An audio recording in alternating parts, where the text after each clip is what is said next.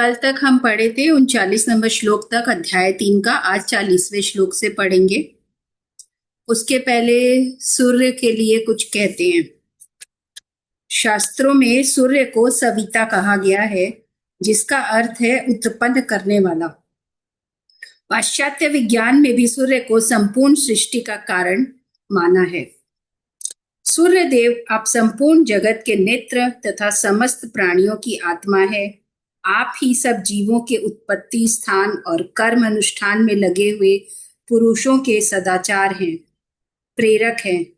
संपूर्ण सांख्य योगियों के प्राप्तव्य स्थान भी आप ही हैं। आप ही सब कर्म योगियों के आश्रय हैं। आप ही मोक्ष के उन्मुक्त द्वार हैं और आप ही मुमुक्षुओं की गति हैं। आप ही संपूर्ण जगत को धारण करते हैं। आपसे ही यह लोक प्रकाशित होता है। आप ही इसे पवित्र करते हैं और आप ही के द्वारा निस्वार्थ भाव से इसका पालन किया जाता है। अब स्क्रीन शेयर करके 40 नंबर में पढ़ते हैं।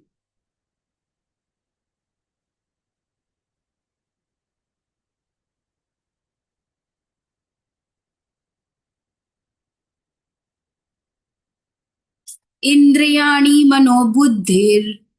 बुद्धिर्याधिष्ठानमुच्यते एतैर्विमोहतेष ज्ञानमावृत्य देहिनम्।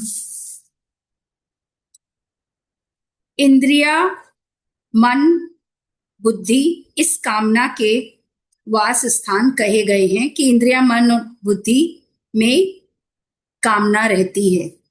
यह कामना इन इंद्रिया, मन और बुद्धि के द्वारा ज्ञान को ढक कर देह अभिमानी मनुष्य को मोहित करती है।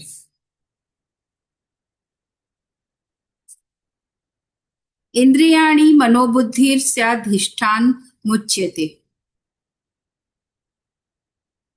यहाँ पदार्थों में, इंद्रियों में, पदार्थों में, मन में, बुद्धि में और माने हुए अहम मैं अर्थात कर्ता में, इन पांचों स्थान में दिखने पर भी काम वास्तव में माने हुए अहम में ही रहता है, परंतु 5 स्थानों में दिखाई देने के कारण ही वे इस काम के वास स्थान कहे जाते हैं। समस्त क्रियाएं शरीर, इंद्रिया, मन, बुद्धि से ही होती है। ये चारों कर्म करने के साधन है। यदि इनमें काम रहता है तो यह पारमार्थिक कर्म नहीं होने देता। इसलिए कर्म योगी निष्काम, निर्मम और अनासक्त होकर शरीर, इंद्रियों, मन और बुद्धि के द्वारा अंतःकरण की शुद्धि के लिए कर्म करता है।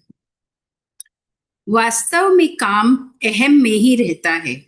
अहम अर्थात मैंपन केवल माना हुआ है। मैं अमुक वर्ण, आश्रम, संप्रदाय वाला हूं, यह केवल मान्यता है। मान्यता के सिवाय इसका दूसरा कोई प्रमाण नहीं है। इस माने हुए संबंध में ही कामना रहती है। कामना से ही सब पाप होते हैं। पाप तो फल भुगता कर नष्ट हो जाते हैं, पर अहम से कामना दूर हुए बिना नए नए पाप होते रहते हैं। इसलिए कामना ही जीवन को बांधने वाली है। जगत में कामना ही एकमात्र बंधन है, दूसरा कोई बंधन नहीं है। जो कामना के बंधन से छूट जाता है वह ब्रह्म भाव प्राप्त करने में समर्थ हो जाता है। एतैर्विमोह यत्येष ज्ञानमावृत्य देहिनम्। कामना के कारण मनुष्य को जो करना चाहिए वह नहीं करता, जो नहीं करना चाहिए वह कर बैठता है। इस प्रकार कामना देह अभिमानी पुरुष को मोहित कर देती है।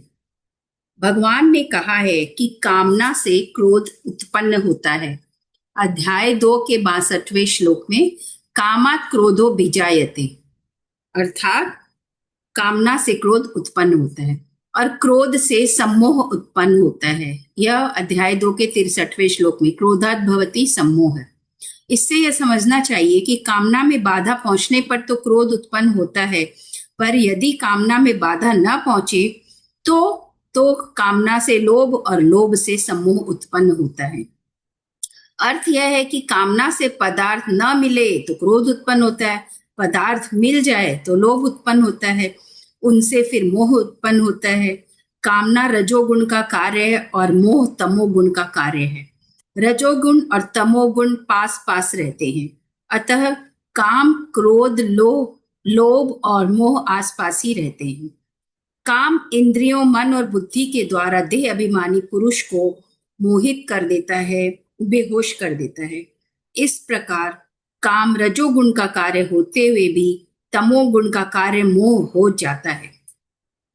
कामना उत्पन्न होने पर मनुष्य पहले इंद्रियों से भोग भोगने की कामना करता है। पहले तो भोग पदार्थ मिलते नहीं और मिल भी जाए तो टिकते नहीं, इसलिए उन्हें किसी तरह प्राप्त करने के लिए वह मन में तरह तरह की कामनाएं करते रहता है। बुद्धि में उन्हें प्राप्त करने के लिए तरह तरह के उपाय सोचते रहता है। इस प्रकार कामना पहले इंद्रियों को संयोग जन्य सुख के प्रलोभन में पहले लगा देती है, फिर इंद्रियां मन को अपनी ओर खींचती है और इसके बाद इंद्रियां और मन मिलकर बुद्धि को भी अपनी ओर खींच लेते हैं। इस तरह काम देह अभिमानी के ज्ञान को ढककर इंद्रियों, मन और बुद्धि के द्वारा उसे मोहित कर देता है तथा उसे पतन के गड्ढे में ढकेल देता है। यह सिद्धांत है कि नौकर अच्छा हो पर मालिक तिरस्कार पूर्वक उसे निकाल दे तो फिर उसे अच्छा नौकर नहीं मिलेगा। ऐसे ही मालिक अच्छा हो पर नौकर उसका तिरस्कार कर दे तो फिर उसे अच्छा मालिक नहीं मिलेगा।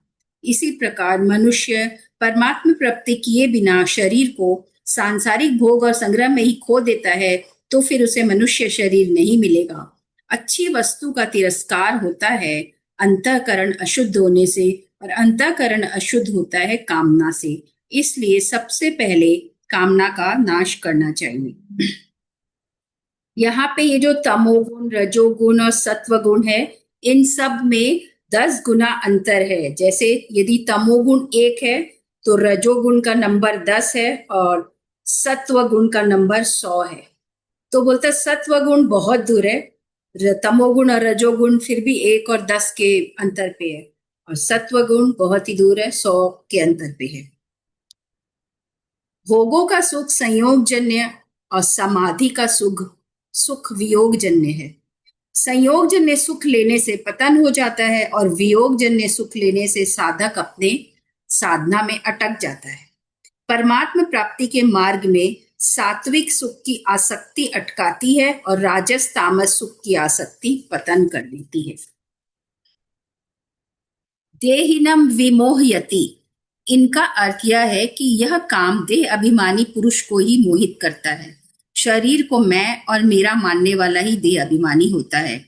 भगवान ने अपने उपदेश के आरंभ में ही शरीर और शरीरी का विवेचन किया है। देह और देही दोनों अलग अलग है, यह सबका अनुभव है।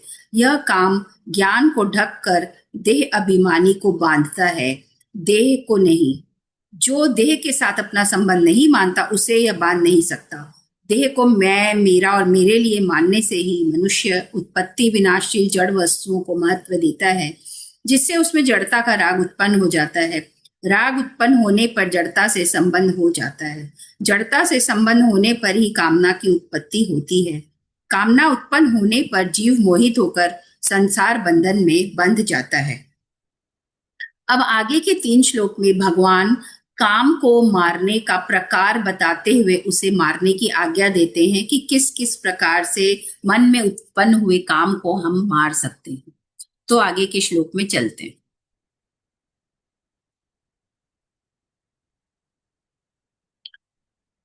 तस्मात्त्वमिन्द्रियाण्यादो नियम्य भरतर्षभ पाप्मानं प्रजहीहेनं ज्ञान विज्ञान नाशनम। यहाँ भगवान कह रहे हैं कि इसलिए हे भरत वंशियों में श्रेष्ठ अर्जुन, तू सबसे पहले इंद्रियों को वश में करके इस ज्ञान और विज्ञान का नाश करने वाले महान पापी काम को अवश्य ही बलपूर्वक मार डाल। तस्मात्त्वमिन्द्रियाण्यादो नियम में भरतर्षभ, इंद्रियों को विषयों में भोग बुद्धि से प्रवृत्त न होने देना, अपितु केवल निर्वाह बुद्धि से अथवा साधन बुद्धि से प्रवृत्त होने देना ही इनको वश में करना है। अर्थ है कि इंद्रियों की विषयों में राग पूर्वक प्रवृत्ति न हो और द्वेष पूर्वक निवृत्ति न हो। राग पूर्वक प्रवृत्ति और द्वेष पूर्वक निवृत्ति होने से राग द्वेष पुष्ट हो जाते हैं और न चाहते हुए भी मनुष्य को पतन की ओर ले जाते हैं। इसलिए प्रवृत्ति और निवृत्ति अथवा कर्तव्य और अकर्तव्य को जानने के लिए शास्त्र ही प्रमाण है। शास्त्र के अनुसार कर्तव्य का पालन और अकर्तव्य का त्याग करने से इंद्रियां वश में हो जाती है।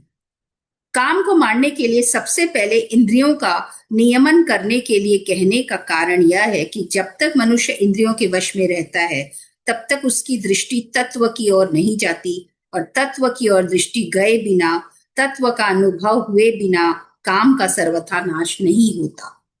मनुष्य की प्रवृत्ति इंद्रियों से ही होती है, इसलिए वह सबसे पहले इंद्रियों के विषयों में ही फंसता है, जिससे उसमें उन विषयों की कामना पैदा हो जाती है। कामना सहित कर्म करने से मनुष्य पूरी तरह इंद्रियों के वश में हो जाता है और उससे इसका पतन हो जाता है। परंतु जो मनुष्य इंद्रियों को वश में करके निष्काम भाव पूर्वक कर्तव्य कर्म करता है, उसका शीघ्र ही उद्धार हो जाता है। एनम ज्ञान विज्ञान नाशनम। ज्ञान पद का अर्थ शास्त्रीय ज्ञान भी लिया जाता है, जैसे ब्राह्मण के स्वाभाविक कर्मों के अंतर्गत ज्ञानम पद शास्त्रीय ज्ञान के लिए ही यहाँ पे आया है। यहाँ प्रसंग के अनुसार ज्ञान का अर्थ विवेक लेना ज्यादा उचित प्रतीत होता है। विज्ञान पद का अर्थ विशेष ज्ञान अर्थात तत्व ज्ञान, अनुभव ज्ञान, असली ज्ञान या बोध है। विवेक और तत्व ज्ञान दोनों ही स्वतः सिद्ध है। तत्व ज्ञान का अनुभव तो सबको नहीं है, पर विवेक का अनुभव सभी को है। मनुष्य में यह विवेक विशेष रूप से है, बाकी योनियों में इतना विवेक नहीं है। अर्जुन के प्रश्न, मनुष्य न चाहता हुआ भी पाप क्यों करता है, में आए। हाँ, यह पहले अर्जुन ने प्रश्न कर रखा है कि मनुष्य ने न चाहता हुआ भी पाप क्यों करता है, तो यह अनिच्छन्नपि ऐसे बताया गया कि इस पद में यह सिद्ध होता है। पहले का बता रहे हैं, विवेक जागृत होने से मनुष्य भविष्य पर अर्थात परिणाम पर दृष्टि रखकर ही सब कार्य करता है, परंतु कामना से विवेक ढक जाने के कारण परिणाम की ओर दृष्टि ही नहीं जाती। परिणाम की तरफ दृष्टि न जाने से वह पाप करता है। इस प्रकार जिसका अनुभव सबको है, उस विवेक को भी जब यह काम जागृत नहीं होने देता, तब जिसका अनुभव सबको नहीं है, उस तत्व ज्ञान को तो जागृत क्या ही होने देगा। इसलिए यहाँ काम को विवेक और विज्ञान दोनों का नाश करने वाला बताया गया है, माने ज्ञान और बोध दोनों का नाश करने वाला बताया गया है। वास्तव में यह काम ज्ञान और विज्ञान का नाश नहीं करता, बल्कि इन दोनों को ढक देता है, अर्थात प्रकट नहीं होने देता। उन्हें ढक देने को ही यहाँ उनका नाश करना बताया गया है। ज्ञान विज्ञान का कभी नाश होता ही नहीं, नाश तो वास्तव में काम का ही होता है। जिस प्रकार नेत्रों के सामने बादल आने पर बादलों ने सूर्य को ढक दिया ऐसा कहा जाता है, पर वास्तव में सूर्य नहीं ढका जाता, बल्कि नेत्र ढके जाते हैं। उसी प्रकार कामना ने ज्ञान विज्ञान को ढक दिया ऐसा कहा तो जाता है, पर वास्तव में ज्ञान विज्ञान ढके नहीं जाते, बल्कि बुद्धि हमारी ढकी रहती है। पापमानम ही प्रजहि, कामना संपूर्ण पापों की जड़ है, इसलिए कामना उत्पन्न होने से पाप होने की संभावना रहती है। आगे चलकर कामना मनुष्य के विवेक को ढककर उसे अंधा बना देती है, जिससे उसे पाप पुण्य का ज्ञान ही नहीं रहता, वह पापों में ही लग जाता है, इससे उसका पतन हो जाता है। इसलिए भगवान कामना को महापापी बताकर उसे अवश्य ही मार डालने की आज्ञा दे रहे हैं। किसी के मन में आता है कि गृहस्थ जीवन ठीक नहीं, साधु हो जाए, एकांत में चले जाएं। ऐसा विचार करके मनुष्य कार्य को तो बदलना चाहता है, पर कामना को नहीं छोड़ता, उसे छोड़ने का विचार ही नहीं करता। यदि वह कामना को छोड़ दे तो उसके सब काम अपने आप ठीक हो जाएं। जब मनुष्य जीने की कामना तथा अन्य कामनाओं को रखते हुए मरता है, तब वे कामनाएं उसके अगले जन्म का कारण बन जाती है। अर्थ यह है कि जब तक मनुष्य में कामना रहती है, तब तक वह जन्म मरण रूप बंधन में पड़ा रहता है। इस प्रकार बांधने के सिवाय कामना और कुछ काम नहीं आती। जब मनुष्य जड़ पदार्थों की तरफ आकर्षित होता है, तभी उसकी कामना उत्पन्न होती है। कामना उत्पन्न होते ही विवेक दृष्टि दब जाती है और इंद्रिय दृष्टि की प्रधानता हो जाती है। इंद्रियां मनुष्य को केवल शब्दादि विषयों के सुख भोग में ही लगाती है। पशु पक्षियों की भी प्रवृत्ति इंद्रियों से मिलने वाले सुख तक ही रहती है। परंतु कामना से विवेक ढक जाने के कारण मनुष्य इंद्रियजन्य सुख के लिए पदार्थों की कामना करने लगता है और फिर पदार्थों के लिए रुपयों की कामना करने लग जाता है। इतना ही नहीं, उसकी दृष्टि रुपयों से भी हटकर रुपयों की गिनती यानी संग्रह में हो जाती है। फिर वह रुपयों की गिनती बढ़ाने में ही लग जाता है। निर्वाह मात्र के रुपयों की अपेक्षा उनका संग्रह अधिक पतन करने वाला है और संग्रह की अपेक्षा भी रुपयों की गिनती महान पतन करने वाली है। गिनती बढ़ाने के लिए वह झूठ, कपट, धोखा, चोरी आदि पाप कर्मों को भी करने लग जाता है और गिनती बढ़ने पर उसमें अभिमान भी आ जाता है, जो आसुरी संपत्ति का मूल है। इस प्रकार कामना के कारण मनुष्य महान पतन की ओर चला जाता है। इसलिए भगवान इस महान पापी काम का अच्छी तरह नाश करने की आज्ञा देते हैं। अब आगे के श्लोक में चलते हैं।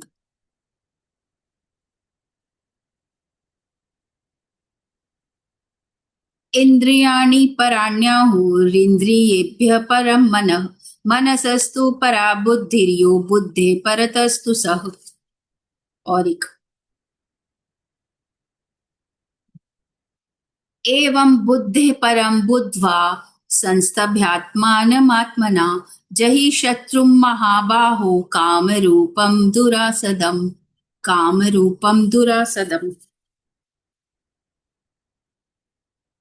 यहाँ कह रहे हैं भगवान कि इंद्रियों को स्थूल शरीर से श्रेष्ठ, सबल, प्रकाशक, व्यापक तथा सूक्ष्म इंद्रियों को कहते हैं। इंद्रियों से भी पर मन है, मन से भी पर बुद्धि है और जो बुद्धि से भी पर है वह काम है। इस तरह बुद्धि से पर काम को जानकर अपने द्वारा अपने आप को वश में करके हे महाबाहो, यानी वो अर्जुन को कह रहे हैं कि हे महाबाहो, काम रूप दुर्जय शत्रु को मार डाल। इसी को वो और डिटेल्स में भगवान अर्जुन को समझा रहे हैं। इंद्रियाणि पराण्याहु, शरीर अथवा विषयों से इंद्रियां पर हैं। अर्थ यह है कि इंद्रियों के द्वारा विषयों का ज्ञान होता है, पर विषयों के द्वारा इंद्रियों का ज्ञान नहीं होता। इंद्रियां विषयों के बिना भी रहती है, पर इंद्रियों के बिना विषयों की सत्ता सिद्ध नहीं होती। विषयों में यह सामर्थ्य नहीं है कि वे इंद्रियों को प्रकाशित करे, बल्कि इंद्रियां विषयों को प्रकाशित करती हैं। इंद्रियां वहीं रहती है, पर विषय बदलते रहते हैं। इंद्रियां व्यापक है, विषय व्याप्य है। विषय इंद्रियों के अंतर्गत आते हैं, पर इंद्रियां विषयों के अंतर्गत नहीं आती।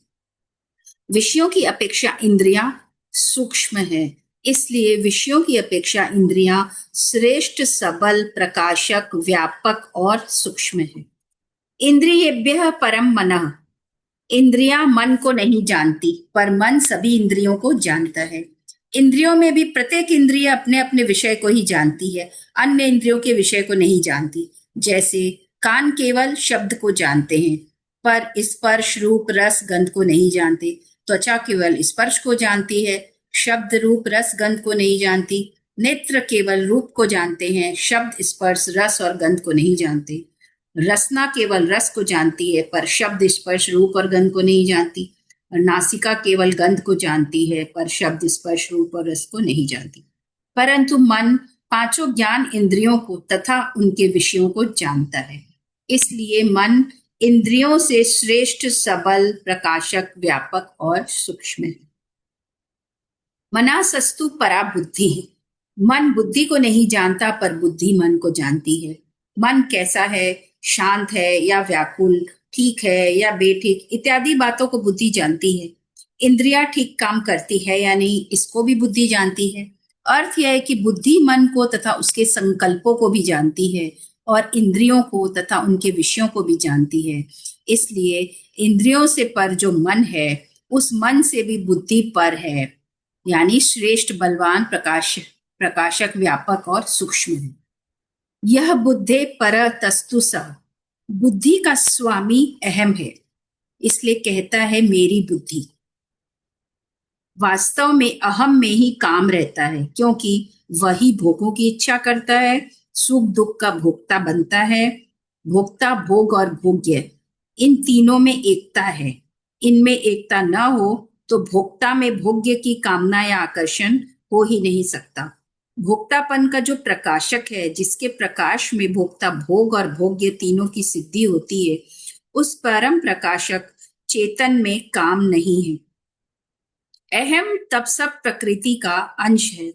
उस अहम से भी आगे साक्षात परमात्मा का अंश स्वयं है, जो शरीर, इंद्रिया, मन, बुद्धि और अहम इन सब का आश्रय, आधार, कारण और प्रेरक है तथा श्रेष्ठ, बलवान, प्रकाशक, व्यापक और सूक्ष्म है। जड़ का अंश ही सुख दुख रूप में परिणत होता है, अर्थात सुख दुख रूप विकृति जड़ में ही होती है, चेतन में विकृति नहीं है। लेकिन चेतन विकृति का ज्ञाता है, परंतु जड़ से तादात्म्य होने से सुख दुख का भोक्ता चेतन ही बन जाता है। चेतन ही सुखी दुखी होता है, केवल जड़ में सुखी दुखी होना नहीं बनता। अर्थ यह है कि अहम में जो जड़ अंश है, उसके साथ संबंध कर लेने से चेतन भी अपने को मैं भोगता हूं ऐसा मान लेता है। परमात्मा तत्व का साक्षात्कार होते ही रस बुद्धि निवृत्त हो जाती है। परमात्मा तत्व का साक्षात्कार होने से काम जो है, संयोग जन्य सुख की इच्छा जो है, सर्वदा और सर्वदा के लिए मिट जाती है। अपनी सत्ता, अपना स्वरूप चेतन, निर्विकार और सत्यचित आनंद रूप है। जब वह जड़ के संग संबंध कर लेता है, तब अहम उत्पन्न होता है और स्वरूप कर्ता बन जाता है। इस प्रकार कर्ता में एक जड़ अंश होता है और एक चेतन अंश। जड़ अंश की मुख्यता से संसार की तरफ, चेतन अंश की मुख्यता से परमात्मा की तरफ आकर्षण होता है। अर्थ यह है कि जिसमें जड़ अंश की प्रधानता से लौकिक इच्छाएं रहती है, सांसारिक इच्छाएं रहती है, और चेतन अंश की प्रधानता से पारमार्थिक परमात्मा की इच्छा रहती है। जड़ अंश मिटने वाला है, इसलिए लौकिक इच्छाएं मिटने वाली है। चेतन अंश सदा रहने वाला है, इसलिए पारमार्थिक इच्छा पूरी होने वाली है। इसलिए लौकिक इच्छाओं की निवृत्ति पारमार्थिक इच्छा की पूर्ति होती है। लौकिक इच्छाएं उत्पन्न हो सकती है पर टिक नहीं सकती। पारमार्थिक इच्छा दब सकती है पर मिट नहीं सकती, क्योंकि लौकिक इच्छाएं अवास्तविक और पारमार्थिक इच्छा वास्तविक है, नित्य है। इसलिए साधक को न तो लौकिक इच्छाओं की पूर्ति की आशा रखनी चाहिए और न पारमार्थिक इच्छा की पूर्ति से निराश ही होना चाहिए। इसलिए लौकिक और पारमार्थिक इच्छा का द्वंद्व मिटाना साधक के लिए बहुत आवश्यक है। शुद्ध स्वरूप में अपने अंशी परमात्मा की ओर स्वतः एक आकर्षण या रुचि विद्यमान रहती है, जिसको प्रेम कहते हैं। शुद्ध स्वरूप में अपने अंशी परमात्मा की ओर स्वतः एक आकर्षण या रुचि विद्यमान रहती है, जिसको प्रेम कहते हैं। जब वह संसार के साथ अपना संबंध मान लेता है, तब वह प्रेम दब जाता है और काम उत्पन्न हो जाता है। जब तक काम रहता है, तब तक प्रेम जागृत नहीं होता। जब तक प्रेम जागृत नहीं होता, तब तक काम का सर्वथा नाश नहीं होता। जड़ अंश की मुख्यता से जिसमें सांसारिक भोगों की इच्छा रहती है, उसी में चेतन अंश की मुख्यता से परमात्मा की इच्छा भी रहती है। अतः वास्तव में काम का निवास जड़ अंश में है, पर वह भी चेतन के संबंध से ही है। चेतन का संबंध टूटते ही काम का नाश हो जाता है। अर्थ यह हुआ कि चेतन द्वारा जड़ से संबंध विच्छेद करते ही जड़ चेतना के तादात्म्य रूप अहम का नाश हो जाता है, और अहम का नाश होते ही काम भी नष्ट हो जाता है। एवं बुद्धे परम बुद्ध्वा, पहले शरीर से पर इंद्रिया, इंद्रियों से पर मन, मन से पर बुद्धि और बुद्धि से पर काम को बताया गया। अब इन पदों में बुद्धि से पर काम को जानने के लिए कहने का अभिप्राय यह है कि यह काम अहम में रहता है, अपने वास्तविक स्वरूप में काम नहीं है। यदि स्वरूप में काम होता तो कभी मिटता नहीं। नाशवान जड़ के साथ संबंध कर लेने से ही काम उत्पन्न होता है। संबंध में भी काम रहता तो जड़ में ही है, पर दिखता है स्वरूप में। इसलिए बुद्धि से परे रहने वाले इस काम को जानकर उसका नाश जरूर से कर देना चाहिए। संस्तभ्यात्मात्मना, बुद्धि से परे अहम में रहने वाले काम को मारने का उपाय है अपने द्वारा अपने आप को वश में करना अर्थात अपना संबंध केवल अपने शुद्ध स्वरूप के साथ अथवा अपने अंशी भगवान के साथ रखना जो वास्तव में है। स्वरूप साक्षात परमात्मा का अंश है और शरीर, इंद्रिया, मन, बुद्धि संसार के अंश है। जब स्वरूप अपने अंशी परमात्मा से विमुख होकर संसार के सम्मुख हो जाता है तब उसमें कामनाएं उत्पन्न हो जाती है। कामनाएं अभाव से उत्पन्न होती है और अभाव संसार के संबंध से होता है क्योंकि संसार अभाव रूप ही है। संसार से संबंध विच्छेद होते ही कामनाओं का नाश हो जाता है क्योंकि स्वरूप में अभाव नहीं है। परमात्मा से विमुख होकर संसार से अपना संबंध मानने पर भी जीव की वास्तविक इच्छा अपने परमात्मा को प्राप्त करने की ही होती है। मैं सदा जीता रहूं, मैं सब कुछ जान जाऊं, मैं सदा के लिए सुखी हो जाऊं। इस रूप में वह वास्तव में सच्चित आनंद स्वरूप परमात्मा की ही इच्छा करता है, पर संसार से संबंध मानने के कारण वह भूल से इन इच्छाओं को संसार से ही पूरी करना चाहने लग जाता है। यही काम है। इस काम की पूर्ति तो कभी हो ही नहीं सकती, इसलिए इस काम का नाश तो करना ही पड़ेगा। जिसने संसार में अपना संबंध जोड़ा है वही उसे तोड़ भी सकता है। इसलिए भगवान ने अपने द्वारा ही संसार से अपना संबंध विच्छेद करके काम को मारने की आज्ञा दी है।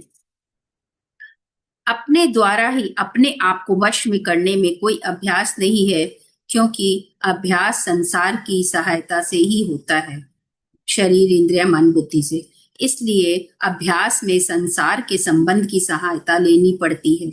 वास्तव में अपने स्वरूप में स्थिति अथवा परमात्मा की प्राप्ति संसार की सहायता नहीं होती बल्कि संसार के त्याग से अपने आप से होती है। संसार के त्याग से यानी संबंध विच्छेद से अपने आप से होती है।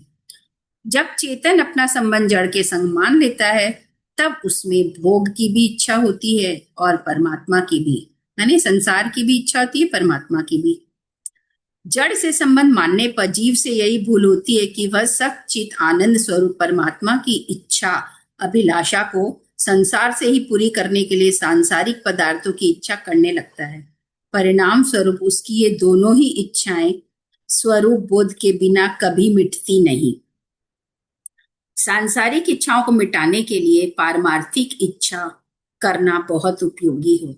यदि पारमार्थिक इच्छा तीव्र हो जाए तो लौकिक इच्छाएं यानी सांसारिक इच्छाएं अपने आप मिट जाती हैं। सांसारिक इच्छाएं सर्वथा मिटने पर पारमार्थिक इच्छा पूरी हो जाती है अर्थात नित्य प्राप्त परमात्मा का अनुभव हो जाता है। वास्तव में परमात्मा सदा सर्वत्र विद्यमान है पर लौकिक इच्छाएं रहने से उसका अनुभव हमें नहीं हो पाता। जहि शत्रु महाबाहो काम रूपम दुरासदम। महाबाहु का अर्थ है बड़ी और बलवान भुजाओं वाला अर्थात शूरवीर। अर्जुन को महाबाहु अर्थात शूरवीर कहकर भगवान यह लक्ष्य कराते हैं कि तुम इस काम रूप शत्रु का दमन करने में समर्थ हो, तुम महाबाहु हो, तुम आराम से यह काम का दमन कर सकते हो। संसार से संबंध रखते हुए काम का नाश करना बहुत कठिन है। यह काम बड़ों बड़ों के भी विवेक को ढक कर उन्हें कर्तव्यों से च्युत कर देता है जिससे उनका पतन हो जाता है। इसलिए भगवान ने इसे दुर्जय शत्रु कहा है। काम को दुर्जय शत्रु कहने का अर्थ इससे अधिक सावधान रहने में है। इसे दुर्जय समझकर निराश होने में नहीं है कि यदि ये बहुत मुश्किल है तो इसको हमको निराश नहीं होके अलर्ट रहने का, सावधान रहने का ज्यादा जरूरी है। किसी एक कामना की पूर्ति, उत्पत्ति, अपूर्ति और निवृत्ति होती है। इसलिए मात्र कामनाएं उत्पन्न और नष्ट होने वाली है, लेकिन स्वयं जो है अंदर आत्मा जो है वह निरंतर रहता है और कामनाओं के उत्पन्न तथा नष्ट होने को जानता है। अतः कामनाओं से वह सुगमता पूर्वक संबंध विच्छेद कर सकता है क्योंकि वास्तव में तो संबंध है ही नहीं। इसलिए साधक को कामनाओं से कभी घबराना नहीं चाहिए। यदि साधक का अपने कल्याण का पक्का उद्देश्य है तो वह काम को बहुत ही सुगमता से मार सकता है। कामनाओं के त्याग में अथवा परमात्मा की प्राप्ति में सब स्वतंत्र, अधिकारी, योग्य और समर्थ है, परंतु कामनाओं की पूर्ति में कोई भी स्वतंत्र, अधिकारी, योग्य और समर्थ नहीं है, क्योंकि कामना पूरी होने वाली है ही नहीं। परमात्मा ने मानव शरीर अपनी प्राप्ति के लिए ही दिया है, अतः कामना का त्याग करना कठिन नहीं है। सांसारिक भोग पदार्थों को महत्व देने के कारण कामना का त्याग कठिन प्रतीत होता है, लेकिन वह कठिन है नहीं। सुख की कामना को मिटाने के लिए ही भगवान समय समय पर दुख भेजते हैं कि सुख की कामना मत करो, कामना करोगे तो दुख पाना ही पड़ेगा। सांसारिक पदार्थों की कामना वाला मनुष्य दुख से कभी बच ही नहीं सकता, यह नियम है, क्योंकि संयोगजन्य भोग ही दुख के कारण है। किसी भी वस्तु, व्यक्ति, किसी भी चीज से हमारा जितना संयोग होता है उतना ही वियोग भी होता ही है। स्वयं में अनंत बल है, उसकी सत्ता और बल को पाकर ही बुद्धि, मन और इंद्रिया सत्तावान एवं बलवान होते हैं, परंतु जड़ से संबंध जोड़ने के कारण वह अपने बल को भूल रहा है और अपने को बुद्धि, मन, इंद्रियों के अधीन मान रहा है। अतएव काम रूप शत्रु को मारने के लिए अपने आप को जानना और अपने आप को पहचानना अपने बल को पहचानना बहुत आवश्यक है। काम जड़ के संबंध से और जड़ में ही होता है, तादाद में होने से वह स्वयं में प्रतीत होता है। जड़ का संबंध न रहे तो काम है ही नहीं, इसलिए यहाँ काम को मारने का अर्थ काम का सर्वथा अभाव बताने में ही है। इसके विपरीत यदि काम अर्थात कामना की सत्ता को मानकर उसे मिटाने की चेष्टा करें तो कामना का मिटना कठिन है, क्योंकि वास्तव में कामना की स्वतंत्र सत्ता है ही नहीं। कामना उत्पन्न होती है और उत्पन्न होने वाली वस्तु नष्ट होगी, यह नियम है। नई कामना न करे तो पहले की कामनाएं अपने आप नष्ट हो जाएंगी। इसलिए कामना को मिटाने का अर्थ है नई कामना न करना, जो मौजूद कामना है उसी को मिटाने की कोशिश करना। शरीर आदि सांसारिक पदार्थों को मैं, मेरा और मेरे लिए मानने से अपने आप में कमी का अनुभव होता है, पर मनुष्य भूल से उस कमी की पूर्ति भी सांसारिक पदार्थों से करना चाहता है, इसलिए वह उन पदार्थों की कामना करने लगता है। परंतु आज तक सांसारिक पदार्थों से किसी की भी कमी की पूर्ति नहीं हुई होगी और न ही होगी और न हो सकती है, क्योंकि स्वयं जो है अविनाशी है, माने आत्मा जो है वो अविनाशी है और पदार्थ नाशवान है। स्वयं अविनाशी होकर भी नाशवान की कामना करने से लाभ तो कोई होता नहीं और हानि कोई सी भी बाकी रहती नहीं। इसलिए भगवान कामना को शत्रु बताते हुए उसे बार बार मार डालने की आज्ञा दे रहे हैं। कर्म योग के द्वारा इस कामना का नाश सुगमता से हो जाता है। कर्म योग का साधक संसार की छोटी से छोटी अथवा बड़ी से बड़ी प्रत्येक क्रिया परमात्मा प्राप्ति का उद्देश्य रखकर दूसरों के हित के लिए करता है, कामना की पूर्ति के लिए नहीं करता। वह प्रत्येक क्रिया निष्काम भाव से एवं दूसरों के हित और सुख के लिए करता है, अपने लिए नहीं करता। उसके पास जो समय, समझ, सामग्री और सामर्थ्य है वह सब अपनी नहीं है बल्कि मिली हुई है और बिछुड़ जाएगी, इसलिए वह उसे अपनी कभी न मानकर निस्वार्थ भाव से संसार की ही मानकर संसार की ही सेवा में लगा देता है।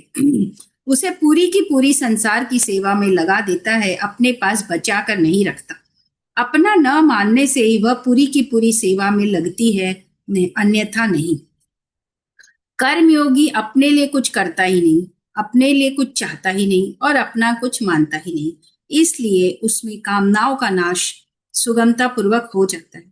कामनाओं का सर्वथा नाश होने पर उसके उद्देश्य की पूर्ति हो जाती है और वह अपने आप में ही अपने आप को पाकर कृतकृत्य, ज्ञात ज्ञातव्य और प्राप्त प्राप्तव्य हो जाता है, अर्थात उसके लिए कुछ भी करना, जानना और पाना शेष नहीं रहता। जब तक स्वरूप का साक्षात्कार नहीं होता तब तक अहम में काम रहता है, स्वरूप का साक्षात्कार होने पर अहम में काम नहीं रहता। सुख तो है स्वरूप में, पर काम के कारण मनुष्य जड़ता को सत्ता और महत्ता देकर उससे सुख चाहता है। जब तक जड़ता का संबंध है तब तक काम है, जड़ता से संबंध विच्छेद होने पर प्रेम होता है। काम अपने में है, काम अपने में है, अपने में होने से ही काम हमारे लिए बाधक होता है। अगर यह अपने में न हो, इंद्रिया मन बुद्धि में हो, तो हमारे को क्या बाधा लगी। अपने में काम होने से ही स्वयं सुखी दुखी होता है, कर्ता भोक्ता होता है। वास्तविक दृष्टि से देखा जाए तो काम अपने में माना हुआ है, अपने में है नहीं, तभी यह मिटता है। अतः काम अपने में है पर माना हुआ है। अहम में रहने वाली चीज को मनुष्य अपने में मान लेता है, अपने में अहम माना हुआ है और उस अहम में काम रहता है। अतः जब तक अहम है तब तक अहम की जाति का आकर्षण अर्थात काम होता है, और जब अहम नहीं रहता तो स्वयं की जाति का आकर्षण अर्थात प्रेम होता है। काम में संसार की तरफ और प्रेम में परमात्मा की तरफ आकर्षण होता है। संपूर्ण त्रिलोकी अनंत ब्रह्मांड विषय है।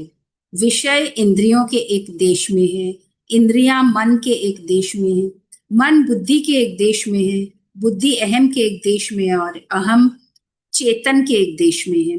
अतः चेतन अत्यंत महान है, यानी आत्मा, जिसके अंतर्गत संपूर्ण त्रिलोकी अनंत ब्रह्मांड विद्यमान है, परंतु अपरा प्रकृति के एक अंश अहम के साथ अपना संबंध जोड़ने के कारण मनुष्य अपने को अत्यंत छोटा देखने लग जाता है। इस तीसरे अध्याय का नाम कर्म योग है, क्योंकि कर्म योग का जितना विस्तृत वर्णन तीसरे अध्याय में है उतना गीता के अन्य अध्यायों में नहीं है, इसलिए इस तीसरे अध्याय का नाम कर्म योग है। साधक के हृदय में स्थित संपूर्ण कामनाएं जब समूल नष्ट हो जाती है, तब मरण धर्मा मनुष्य अमर हो जाता है और यही ब्रह्म का भली भांति अनुभव कर लेता है। मनुष्य शरीर में ही ब्रह्म का भली भांति अनुभव कर लेता है। जिस समय मनुष्य अपने मन में रहने वाली समस्त कामनाओं का परित्याग कर देता है, उसी समय वह भगवत स्वरूप को प्राप्त कर लेता है। उद्देश्य या लक्ष्य सदैव अविनाशी का ही होता है, नाशवान संसार का नहीं। नाशवान की कामनाएं ही होती है, उद्देश्य नहीं होता। उद्देश्य वह होता है जिसे मनुष्य हमेशा निरंतर चाहता है, कुछ समय के लिए नहीं। चाहे शरीर के टुकड़े टुकड़े ही क्यों न कर दिए जाएं, तो भी वह उद्देश्य को ही चाहता है। उद्देश्य की सिद्धि अवश्य होती है, पर कामनाओं की सिद्धि नहीं होती, बल्कि नाश होता है। उद्देश्य सदा एक ही रहता है, पर कामनाएं बदलती रहती हैं। जड़ चेतन के संबंध को और आकर्षण को समझाने के लिए एक दृष्टांत दिया जाता है। चार कोनों वाले किसी लोहे का अग्नि से संबंध अर्थात अग्नि से संबंध होने पर लोहे में जलाने की शक्ति न होने पर भी वह जलाने वाला हो जाता है, और अग्नि चार कोनों वाली न होने पर भी चार कोनों वाली ही हो जाती है।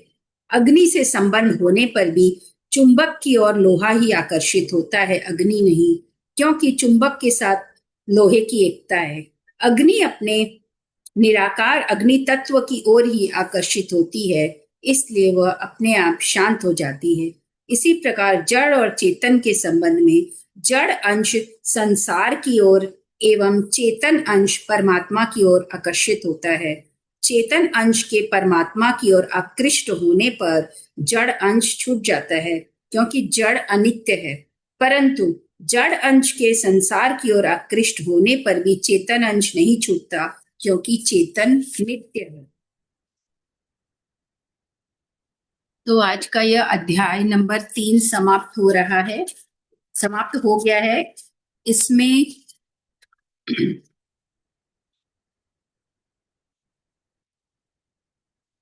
इसमें जो अध्याय नंबर 3 में हम लोग ने क्या क्या पढ़ा, एक बार इसको शॉर्ट में बता रहे हैं कि अभी तक हम लोग ने मेन क्या क्या बात पढ़ी है। इसमें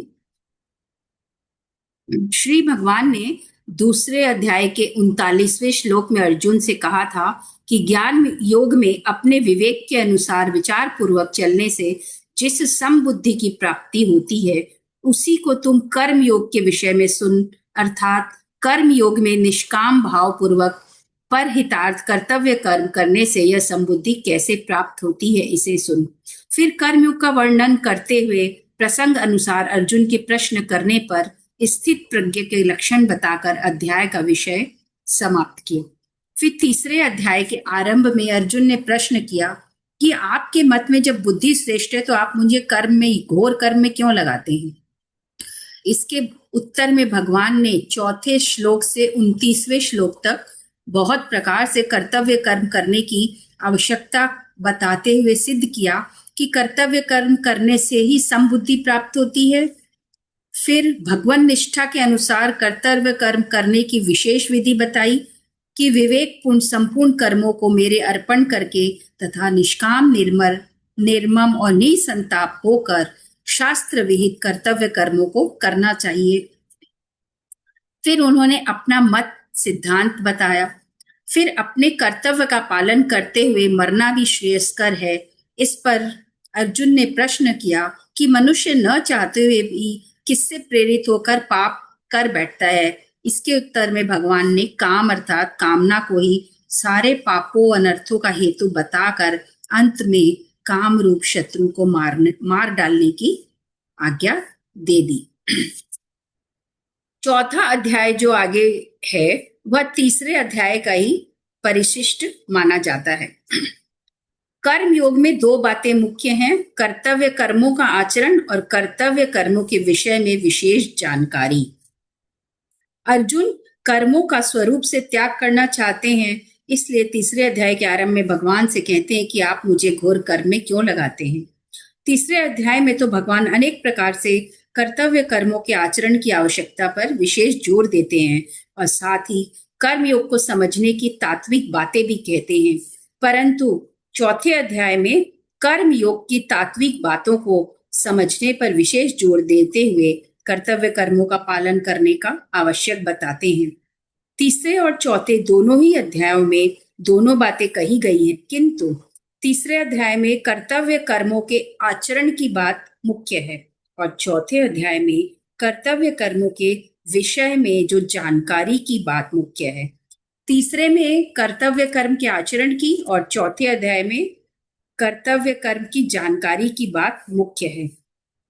जो कर्म योग अनादि होते हुए भी इस भूमंडल पर जानने वाले विशेष पुरुष के न रहने से बहुत काल से लुप्त प्राय हो गया था, उसी कर्मयोग का वर्णन पुनः आरंभ करते हुए भगवान पहले 3 श्लोकों में कर्मयोग की परंपरा बताकर उसकी अनादिता सिद्ध करते हैं। तो कल से हम लोग चौथा अध्याय पढ़ेंगे। आज ये तीसरा अध्याय खत्म हो गया। तो अभी कल से नहीं, कल तो सैटरडे है, मंडे से फ्राइडे क्लास रखूं कि नहीं रखूं? अभी जैसे फेस्टिवल आ रहा है इसलिए आप लोग क्या कहते हो? अपना अपना मत बोल दीजिए। अभी दिवाली तक एक हफ्ता एक बार छुट्टी रखेंगे तो अच्छा रहेगा, लेकिन दिवाली तो अगले सोमवार को है। हाँ, तो त्योहार तो शुरू हो ही रहे हैं। त्योहार माने वैसे धनतेरस तो फ्राइडे सैटरडे के समय शुरू हो रहा है ना। हाँ, तो ये हफ्ता तो आप रख सकते हैं, क्योंकि अगले हफ्ते फिर भाई दूज और ये सब सबको आना जाना रहेगा। हाँ, वो धनतेरस से तो नहीं ही करेंगे एकदम भी। अभी मंडे टू फ्राइडे रख लें क्या? वही बोल रहे हैं। हाँ, वो सबकी जानकारी ले लीजिए, मेरे ख्याल से वो तो रख सकते हैं। हाँ, रख लीजिए। बाकी सबको रखते हैं। मंडे से तो रख लेते हैं, 13, 14, 15, 16, 17, 13 से 17 तक। फिर 18 कार्तिक का महीना। हाँ, कार्तिक का महीना रख लीजिए 5 दिन। हाँ, 13, 14, 15, 16, 17, 18 ठीक है। फिर मंडे को अध्याय 4 करेंगे अपने। तो आज का कोई को कुछ बोलना है, कुछ भी अध्याय 3 के लिए, या कोई भी बात और कोई दूसरी बात कुछ भी मन में आई हो तो। हैप्पी करवा चौथ। आज सब कोई व्रत किए होंगे करवा चौथ का ना। हैप्पी करवा चौथ सबको। हाँ, करवा चौथ की सबको बहुत बहुत बधाई। सबको बहुत बहुत बधाई। ठीक है, तो चलें फिर समाप्त करें आज का। जय श्री कृष्ण। जय श्री कृष्ण। जय श्री कृष्ण। Thank you. बहुत बहुत धन्यवाद। Thank you. Thank you.